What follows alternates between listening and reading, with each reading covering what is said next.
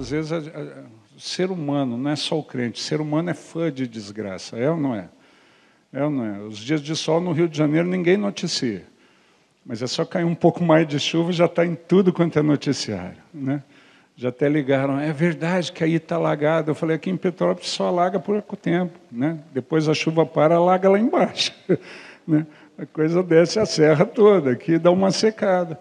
Né? Mas o pessoal tem essa atração. Oh, eu ouvi dizer que a igreja está sendo perseguida, sofrendo na África. Tá, mas é por causa disso que tem vindo avivamento. Né? Que muitas vezes vamos falar a verdade, o que antecede um avivamento é a angústia. Porque senão a gente se acomoda. É ou não é? Não vocês que são crentes pra caramba, estão aqui em meio de semana às 6 horas da tarde, mas quantos conhecem alguém que é motivado pela necessidade? Quando a necessidade vem, você se torna mais crente. O pastor Evander convoca para a sala de oração às 6:30 da manhã, você vem. Mas quando você não tem necessidade, você fala, tá, que eu vou às 6:30 da manhã, eu vou dormir. Ainda mais nesse período. Quantos conhecem alguém que é assim? Não você. Vira para quem está do seu lado e fala, eu sei que você não é assim, você é diligente em todo o tempo. Mas quantos conhecem alguém que relaxa um pouco mais quando a coisa não está pegando? Né? E é assim em todo mundo. Assim no mundo todo. Né? E às vezes Deus tem que produzir a necessidade para nos manter perseverantes. Né? Nós vivemos um tempo, eu creio que especial, onde Deus vem promovendo muita coisa. E se nós que já vivenciamos e amamos a Deus, há um tempo vivenciamos o Evangelho, já há um tempo não acordarmos, nós corremos o risco de ficar de fora. Né? Eu já tenho brincado, para aqueles que trabalham na seara, talvez seja a última hora, daqueles últimos ceifeiros que vão vir, estão sendo arrestados pelo Senhor da seara, e às vezes vão usufruir, vão ganhar o mesmo ou até mais do que nós. Porque vem com uma percepção que às vezes quem está trabalhando há muito tempo já não tem. Né? Então eu louvo a Deus por iniciativas como essa, dessa noite, o Redime, onde a proposta é nos manter despertos, atentos, né, diligentes para esse tempo, não se acomodar, dar uma espanada na poeira religiosa que a gente vai adquirindo, né? Bate no ombro do seu irmão e fala, sai poeira, em nome de Jesus. Né? Então, que Deus faça isso esses dias de Redime. Abra sua Bíblia. Meditarmos um pouco. Texto de Daniel, capítulo 2, versículo 34 e versículo 45.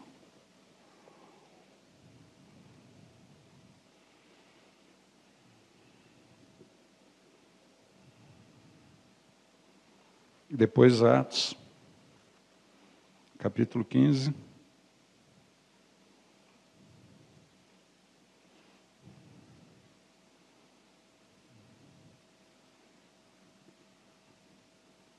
Atos, capítulo 15, versículo 19 e 20.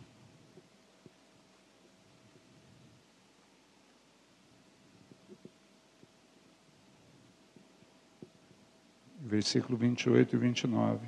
E antes, Lucas 5, 37 a 39. Repetindo, Daniel capítulo 2, versículos 34 e versículo 45.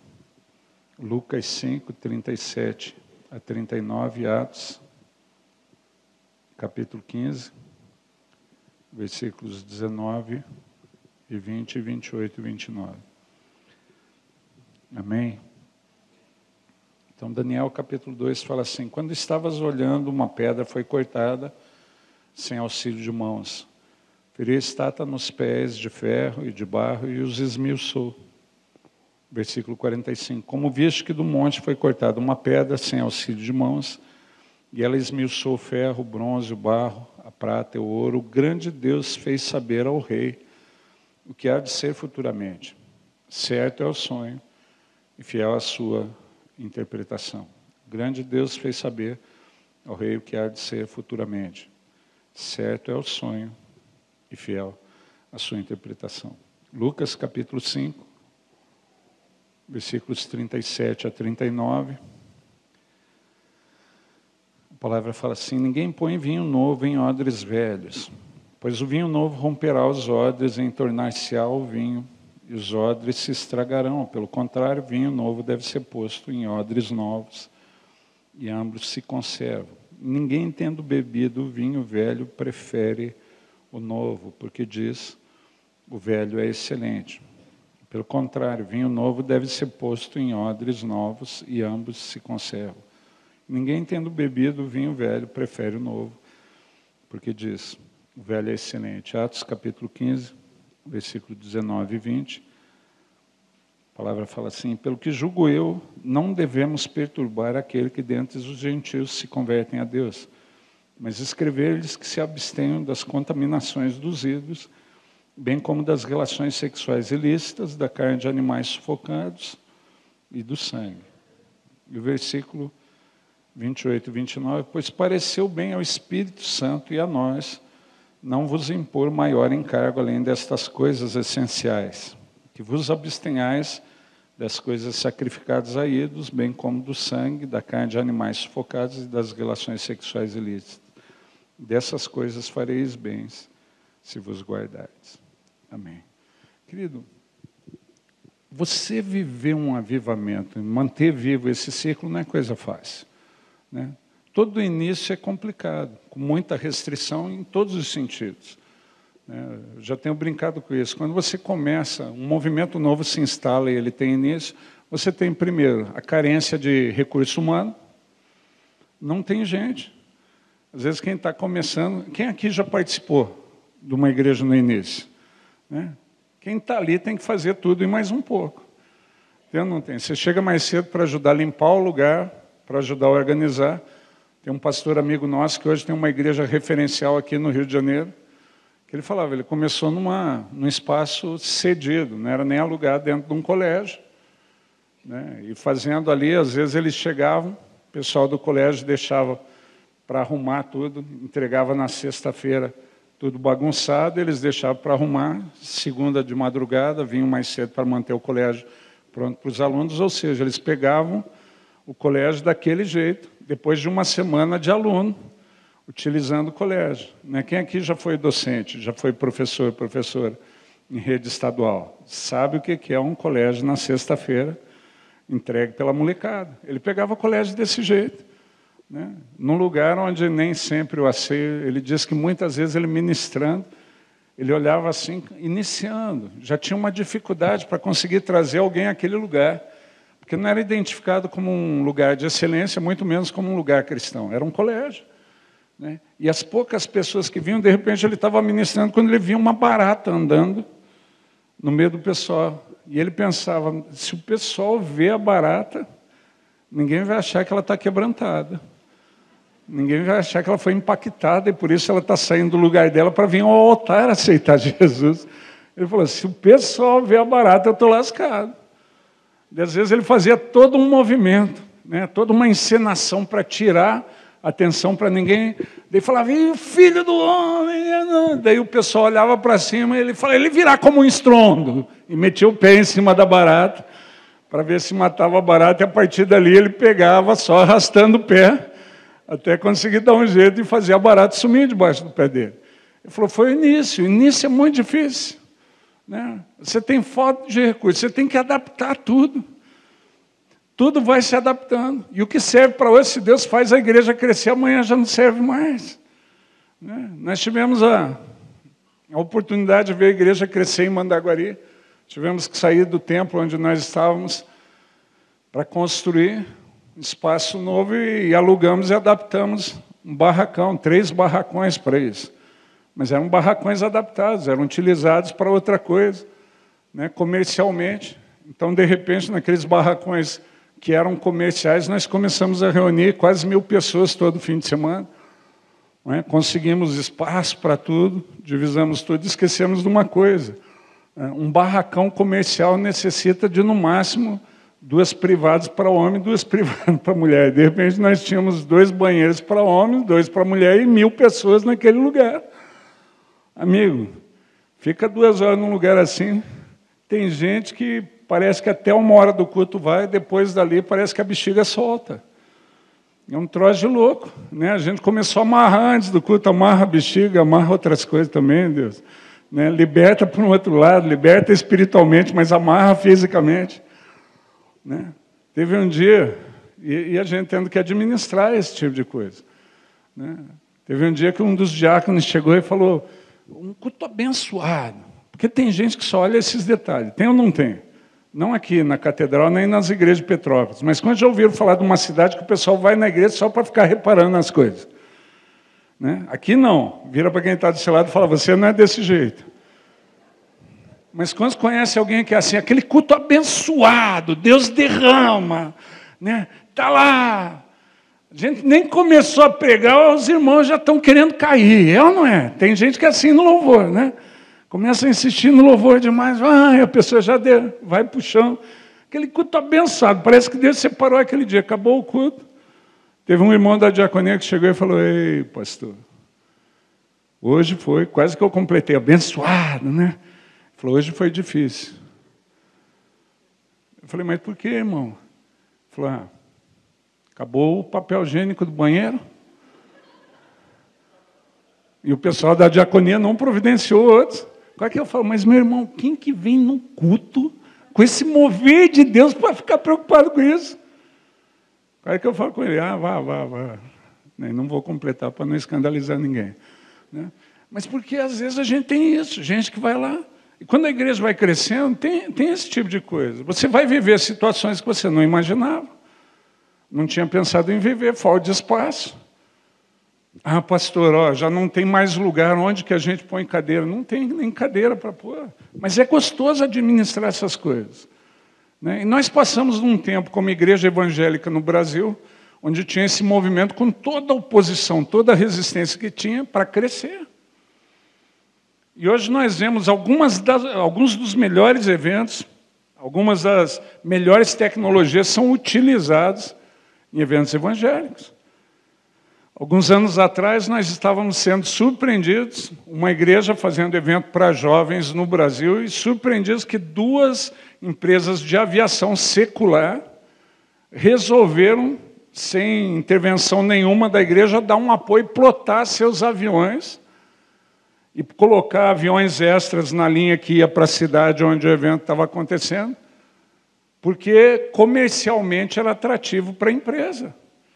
Fizeram isso de graça, tal era a qualidade do evento evangélico. Num estádio reunindo mais de 70 mil jovens. Qual evento secular tem esse efeito? Mas está lá. Então nós vivemos essa época. Só que quando nós chegamos nesse período, nós vivemos uma dificuldade. A contradição entre a excelência da organização e a liberdade para o Espírito agir. Porque nós temos que nos organizar para tudo dar certinho. Imagina um evento com 70 mil pessoas. Como vai ser? Nós estamos deixando livre para o Espírito atuar. Vai ser uma bagunça, parceiro. Não é verdade? Quando você ouve esse tipo de frase, você pensa, vai ser uma avacalhação. É ou não é? Não você que é crente pra caramba, mas quantos vão... Né? Você pergunta, mas como que vai ser? Como que vocês vão organizar a recepção? Né? Você fazer o crachá na chegada para 70 mil pessoas, não se preocupe. O Espírito Santo vai fazer tudo acontecer certinho. Você fala, vai ser uma avacalhação. Eu vou chegar mais cedo. Porque a gente já tem uma ideia diferente. E nós participamos de bons eventos, onde nós nos preocupamos com todos esses detalhes para que a coisa seja organizada. Agora, muitas vezes, aquilo que é a nossa força hoje, a nossa qualidade, a capacidade de organização, de mobilização, você poder fazer grandes eventos que impactem a sociedade secular, acaba sendo nossa dificuldade em termos de movimento, de ação do Espírito Santo de Deus. Porque daí nós queremos determinar como e quando o Espírito Santo de Deus vai agir. O Espírito Santo, o evento é para 2 horas, nós vamos ter isso para apresentação, isso para o louvor, o Senhor tem 15 minutos para agir. A gente só não fala isso para o Espírito Santo, né, porque se falar primeiro ele não respeita, é ele quem manda. Né? Segundo, porque a gente sabe que é uma fala que não adianta. Né? Mas a gente quase faz isso. Faz ou não faz? Não, bispo, a gente nunca fez. Você já reclamou que o culto demorou demais? Quantos conhecem alguém que já reclamou? Não você. Então, de um jeito ou de outro, eu estou reclamando do Espírito Santo ter uma ação diferente daquela que nós planejamos.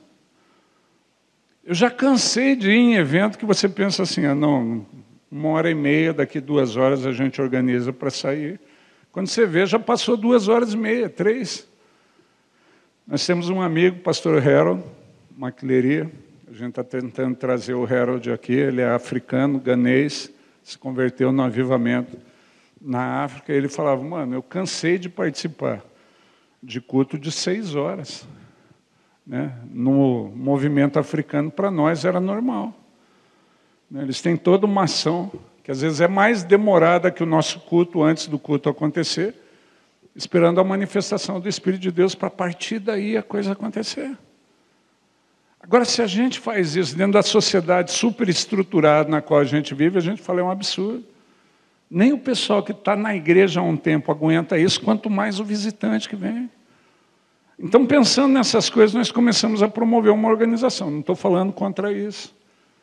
Entenda isso. Agora, toda vez que a gente começa a pensar na organização que a gente vai estabelecer, você corre o risco de estar impedindo o fluir do Espírito Santo. Se torna uma necessidade numa igreja que cresce. Mas, de repente, se a organização ela é muito justa, muito estreita, aquilo que foi bênção para um grupo acaba sendo um empecilho para o mover de Deus para o próximo grupo. E a Bíblia deixa muito claro de um tempo onde toda a estruturação humana seria destruída por um mover de Deus. É o que, de maneira muito simples, Daniel deixa claro. Quando nós interpretamos o texto de Daniel, nós interpretamos sobre uma ação de Deus contra reinos pagãos, impérios pagãos, que não consideravam, né, os princípios bíblicos do nosso Senhor. E uma hora vem um mover de Deus com tal intensidade, com Jesus como Senhor, que lança tudo isso por terra. Mas a gente sabe, já tem visto isso acontecer várias vezes, que não é só em reinos seculares. De repente começa um mover de Deus a par de toda a organização religiosa. E aqueles que se chamam pelo nome de Deus acabam resistindo a esse tipo de coisa. Começa pela nossa história. Nós celebramos o movimento metodista na Inglaterra como um movimento de renovação. Wesley era anglicano, teve as portas das igrejas anglicanas fechadas para ele. E de tempos em tempos, Deus está levantando um negócio sem auxílio de mãos humanas, por conta e ação do seu próprio Espírito, essa pedra, que é tirada da rocha sem o auxílio de mãos humanas, porque se deixar para os homens decidirem, a gente vai numa outra direção.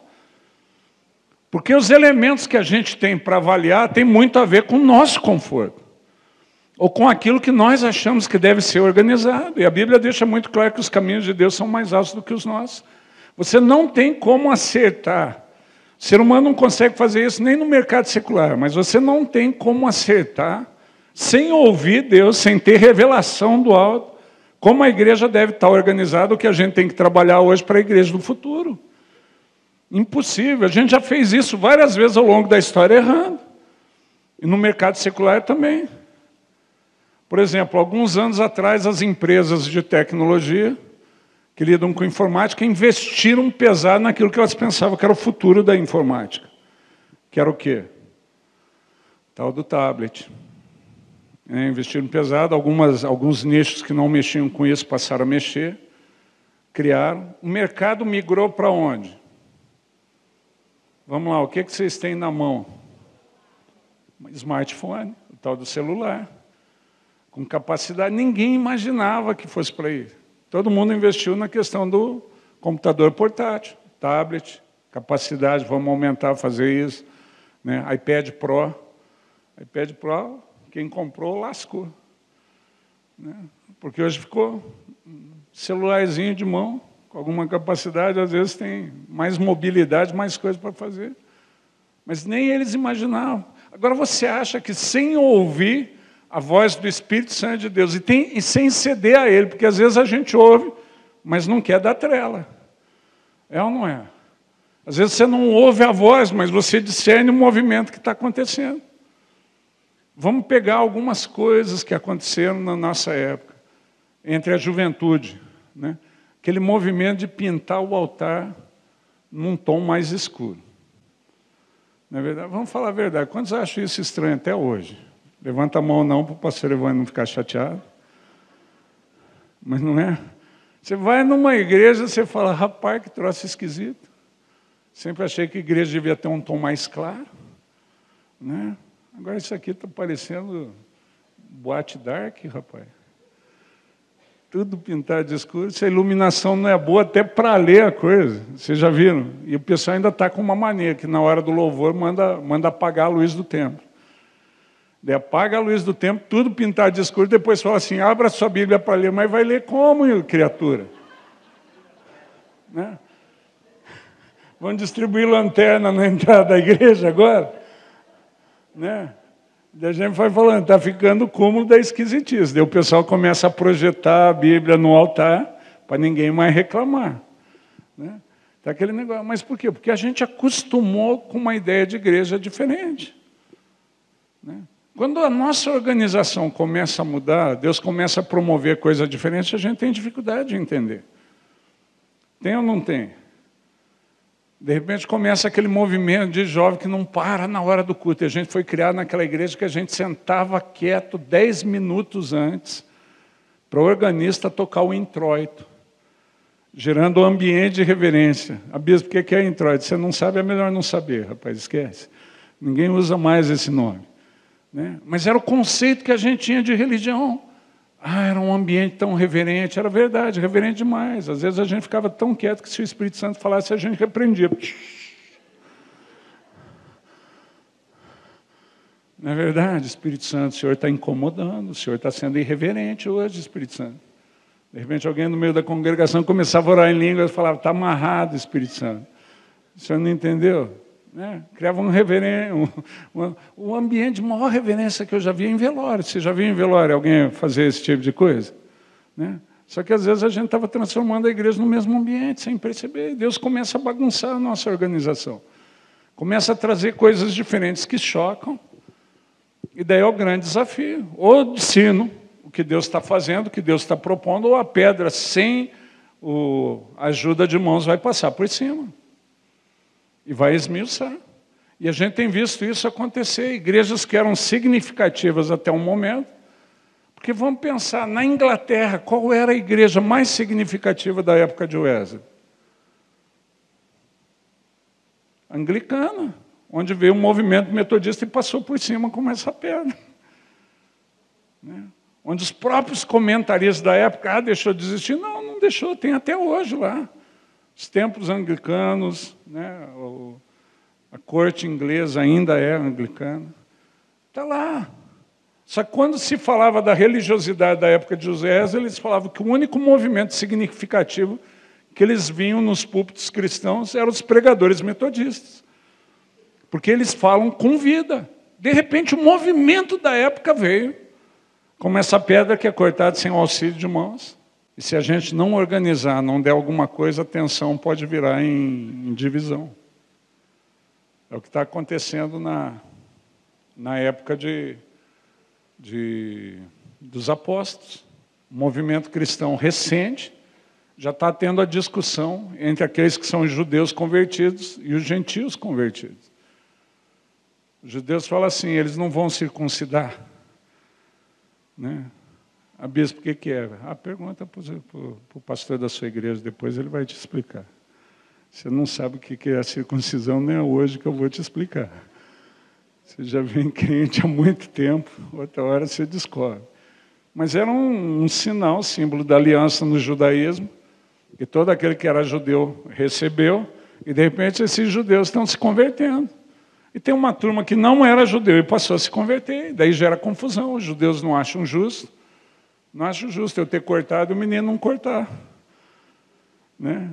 Então eles mandam uma comissão teológica, se monta uma frente teológica que vai de cidade em cidade falando, se vocês não se circuncidarem, vocês não são crentes de verdade. E daí tem toda a confusão instalada, vocês não vão herdar a bênção, por quê? Mas eu aceitei Jesus, mas não cortou, tem que cortar. Né? É o símbolo daquele negócio. A gente teve a vertente assim, antigamente, no cristianismo católico no Brasil. Tinha ou não tinha? criança nascia, às vezes nascia na roça, não tinha o pároco para fazer o batismo. E às vezes a criança pegava uma doença e falava, tem que batizar. Porque se não batizar, o que acontece? Morre pagão. Meu Deus do céu. E se morrer pagão, vai que vai parar na bacia das almas. Depois vai dar um trabalho para tirar de lá. Bispo, o que é a bacia das almas? Depois pergunta para o bispo Paulo, ele é especialista em Novo Testamento. Ele vai explicar. Ele não fez especialização em doutrina católica, mas a gente tinha vertente nos dias de hoje. Era o que os judeus convertidos tinham antigamente, tem que circuncidar. E daí teve a maior confusão. Chega para os apóstolos estão preocupados em fazer o quê? O que Deus mandou. E o que Deus tinha mandado? Usufrui do movimento do Espírito, usufrui da presença, recebe Ele, é revestido de poder e se torna testemunha. Para de tentar explicar para os outros, só fala o que Ele tem feito na sua vida, se torna uma testemunha. Porque hoje, em vez de ser testemunha, a gente quer virar pregador. Em vez de ser testemunha, a gente quer virar apologeta. E daí, nessa pira de todo mundo ter que ter um púlpito na frente para falar, vira uma confusão no altar. Vira ou não vira? As coisas que a gente faz piada. História do Danal. Danal que era um cara, todo mundo falando para Danal soltar. Solta o cabo, Danal. E Danal insistia em pegar o cabo. Né? Bobagem assim está sendo dita nos púlpitos. Porque o cara que foi chamado para ser testemunha e teve uma experiência com Deus para ser testemunha, que se meter a ser aquilo que Deus não chamou para que ele fosse. Né? Pregação do homem ostra. Né? Isso aí meu pai contava, mas eu ouvia da arca. O cara pregando sobre a arca. E a arca de Moisés, ele pôs os bichos de 2 em 2. Eu estava do lado do pastor e começou a dar um desespero. Eu acho que no pastor, eu ia pregar num outro momento, e quando você tem pregador de fora em casa, a gente fica envergonhado por qualquer coisa que acontece no dia a dia. É ou não é? Você já teve gente de fora para almoçar na sua casa? Né? Convidou o pastor, o bispo, daí de repente a molecada avança na comida e você fala, não, vamos orar primeiro. Vamos orar primeiro. Daí o moleque vira para você e fala assim, ué mãe, a gente nunca fez isso só porque o pastor está aqui hoje. Né? Você já passou vergonha? Quando vem visita na sua casa, fica imaginando, eu do lado dele, ele começou a ficar nervoso, suar frio, começou a tentar falar para o pregador, não é a arca de Moisés, é a arca de Noé. E o cara todo empolgado, falando da arca de Moisés, os bichos que vinham 2 a 2 para salvar uma. Até que chegou uma altura, o cara chegou mais perto e falou, não é a arca de Moisés. Essa aí é a arca de Noé. O cara parou o sermão. Falou assim, amigo, não me interessa de quem era a arca e para quem ele alugou. O cara falou isso. Que eu quero que vocês aceitem Jesus. Quem quer aceitar Jesus vem na frente. O altar lotou. E eu falei, meu Deus do céu, o que eu passei 4 anos fazendo? Me ensinaram porcaria de grego. Me ensinaram a porcaria de hebraico, eu vou pedir para esse moleque me ensinar. Fala de outras coisas aí. Né? Às vezes está cometendo esses erros porque foi chamado por uma coisa que quer ser outra. Querido, quando a gente é chamado para ser testemunho, para uma vida com o Espírito Santo, e a gente só quer ser uma agremiação religiosa bem organizada, rola nada não. Nós, Igreja do Senhor, fomos chamados para ser esse movimento transformador do Espírito Santo. Agora, como que você tem vivido a sua fé? Vira para quem está do seu lado e fala assim, o que você tem vivido? De que maneira você tem vivido, rapaz? Você tem sido aquilo que Deus te deu o Espírito Santo para ser? Você tem satisfeito a expectativa do céu? Ou você tem sido essa traia religiosa? Se é traia, dá tempo de mudar nesses dias de redime. Vira para a pessoa que está do teu lado e fala assim, dá tempo de assumir sua verdadeira identidade. Porque às vezes a gente vai se perdendo na organização. Está lá os apóstolos vivendo esse movimento do Espírito, a coisa fluindo. De repente chega a tensão. Os caras lá não querem cortar. Tem gente que acha que tem. Tem que circuncidar, não tem, tem que... E a coisa chega a tal ponto que os apóstolos vão discutir o primeiro concílio teológico para discutir se corta ou não corta. Né?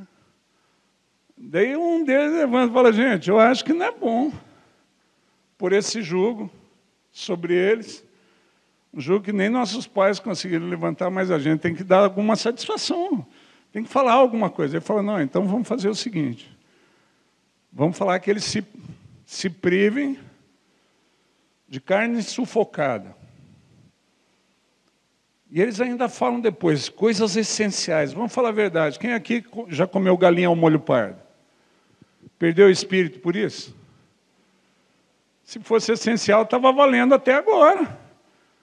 Porque são os apóstolos, os fundamentos estão sendo lançados. Não tem nada de essencial. Mas, bispo, se não é essencial, por que eles falaram isso? Porque não tinha o que falar. Né? Não tinha o que falar, a gente vai falar o quê? Não tem o essencial, o Espírito Santo já está convencendo. O essencial, o Espírito Santo já está estabelecendo. O próprio anjo do céu está aparecendo para os gentios, está lá Cornélio, tendo a visão de anjo, mandando chamar Pedro na maior marra.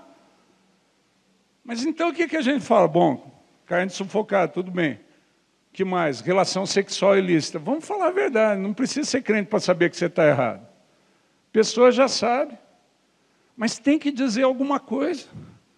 E fica nessa bobagem. Eles chegam no terceiro ponto, que é o quê? Abstenhais das coisas sacrificadas a ídolos. Mas estava lá, precisa falar essas coisas? Não precisa. Só que quando isso sai, eu fico imaginando a reunião besta, quanto tempo eles gastaram para chegar nessas três coisas. Só que daí a hora que manda os emissários, a conversa já muda. Porque ali eles estão julgando, conversando entre eles, e falam, não, eu julgo que é prudente a gente fazer isso. Agora, quando a conversa sai dessa sala, ele já põe a conversa na boca de quem? Pareceu bem ao Espírito Santo e a nós. Essas coisas essenciais. Quem disse que isso é essencial, meu Deus do céu? O essencial Jesus falou. E hoje a gente não leva a sério. Às vezes é mais essencial para quem quer organizar um movimento as coisas secundárias do que a palavra de Jesus. Porque são as nossas regras. Isso não se fala, isso não se faz. Assim nós não agimos. Agora, qual que era o essencial? Fica na presença dele até ser revestido para poder viver o Evangelho. O essencial a gente não cobra mais. A gente cobra os secundários. Eu não vou citar o secundário específico do nosso movimento, mas às vezes a gente fica mais preocupado se o metodista tal não está fazendo isso do que se ele foi ou não foi batizado com o Espírito Santo. A gente fica mais preocupado se ele tem organizado desse jeito ou não com as coisas secundárias do que se ele tem vivido à luz da revelação de Deus. Se ele está ouvindo a voz daquele que nos guia. Porque se você não ouve, não discerne a voz do Espírito Santo para você, você vai ser guiado por uma pessoa. Que nem sempre pode ter a resposta clara. E às vezes a gente vem se deixando guiar assim há muito tempo.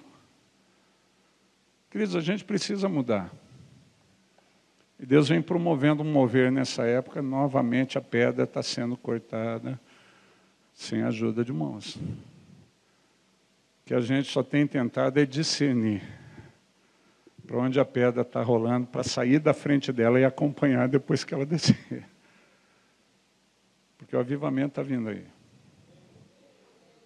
Deus tem feito a coisa acontecer.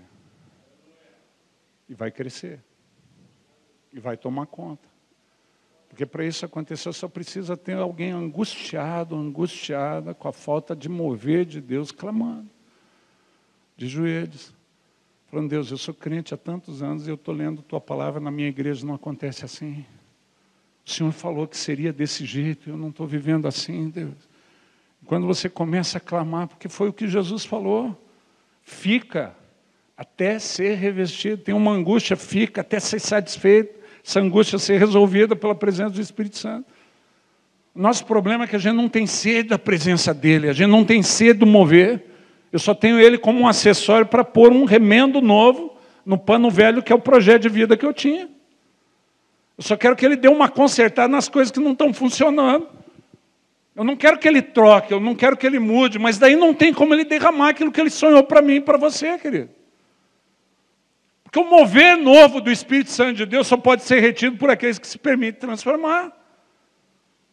A Bíblia deixa clara que o vinho novo só vem para odre novo. E a gente tem que se permitir sendo transformado o tempo todo. Porque senão corre o risco do fim desse versículo. Quando a Bíblia fala, né, interessante, Lucas 5, quando ele fala assim, o vinho novo só pode ser posto em odre novo. E ele dá a explicação, porque ambos se conservam. E daí ele explica assim, que é o grande problema. Mas aquele que já experimentou o vinho velho, aquele que bebeu o vinho velho, não prefere o novo. Porque ele diz, o velho é excelente. Esse é o nosso rolo. Quando você experimentou o mover de Deus numa medida, nem sempre você está disposta a se deixar transformar para receber o novo. E a gente se conforma a uma religiosidade medíocre, com muito menos de Deus.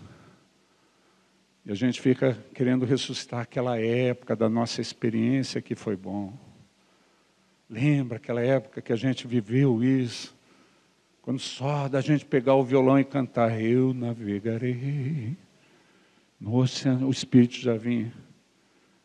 Agora tem igreja quase se esgoelando, e não é o cântico que traz.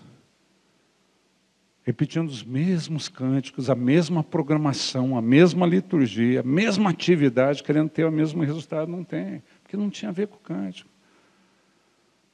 Não tinha a ver com a forma.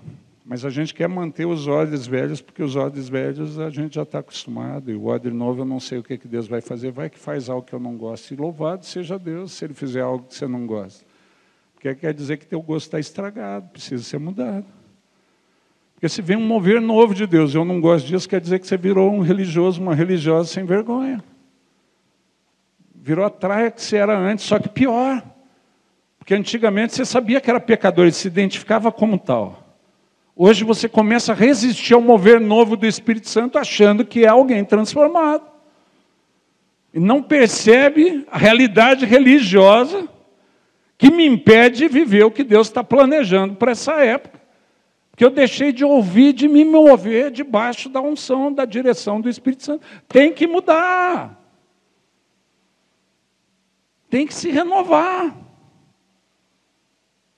Tem que voltar para a presença de Deus e falar, eis-me aqui. Me move, me leva, faz o que o Senhor deseja fazer. Porque eu reconheço que os meus anos como religioso, como religiosa, os meus títulos, têm me impedido de usufruir e beber do novo do Senhor. Querido, uma das coisas que eu peço direto para Deus, que a função de bispo não me roube a presença dele. Que eu não fique mais preocupado em responder à demanda da igreja, o que eles acham que a função, o que exerce a função tem que fazer, do que a voz do Espírito Santo de Deus. Porque se a gente não tem essa percepção, amanhã ou depois, a medida do vinho novo começa a ser um problema para nós. O vinho novo que Deus está derramando, e os odres novos nos quais Ele quer nos transformar. Né? Querido, você começa a se incomodar com essas coisas secundárias, como pintar a igreja de preto, que os jovens estão fazendo, aquele púlpito esquisito. Deixa eles fazerem tudo isso. E vamos falar a verdade, quantos aqui têm filhos, têm netos? Quantos aqui têm filho, têm neto? O que você quer que seu filho e seu neto experimente como um crente? O que você quer? Um mover de Deus que foi relevante para a sua geração? Vamos falar a verdade. Hoje tem coisa que essa geração nem entende. Tempos atrás, minha esposa falando que na adolescência não tinha internet, não tinha celular. Minha filha falou, é porque a avó era pobre, né? Não, porque não tinha mesmo. Né? A coisa foi mudando. Minha filha me ouvindo falar, caiu a ficha. Ela chegou para mim e falou, pai, o que é caiu a ficha? Ela não conheceu orelhão com ficha. Ela não entende a expressão, não entende a gíria. Agora, coisas que não têm mais significado para essa geração. Minha sobrinha, alguns anos atrás, meu cunhado, sem dinheiro para dar o presente para ela, deu uma máquina de escrever, ficou toda feliz, achou que era um brinquedo novo. Cheguei na casa dela para visitar, veio me mostrar, tio, mostrar a máquina de escrever, chamei meu cunhado, falei, deixa de ser sem vergonha, eu te empresto dinheiro, mas vai e compra um presente para a menina. Fica dando essas coisas de museu e enganando a menina, ela achando que você é o melhor pai do mundo, que ganhou um brinquedo que as outras crianças nenhuma têm.